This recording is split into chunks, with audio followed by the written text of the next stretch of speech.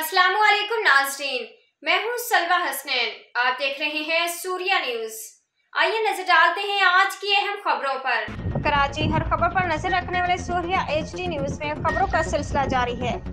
मजीद update करते हैं। कराची से bureau chief journalist Mohammad Farooq Bardu Qadri की रिपोर्ट के मुताबिक अजीम शान गौसिया कॉन्फ्रेंस से मुफ्ती आजम शिकारपुर मुफ्ती मोहम्मद नसरुल्लाह कादरी रहमतुल्लाह अलैह के 23वीं है उर्स मुबारक के मौके पर जिगर गोशा हजरत शफीक मिल्लत साहबजादा वाला शान हजरत अल्लामा मौलाना साहबजादा मोहम्मद अमीन शफीक कादरी को एजाजी दस्तार बंदी से नवाजा गया, जबकि दारुल उलूम गौसिया जिलानी शिकारपुर से फारिग होने वाले उलमा कराम और हफाज कराम की भी दस्तार फजीलत करवाई गई है।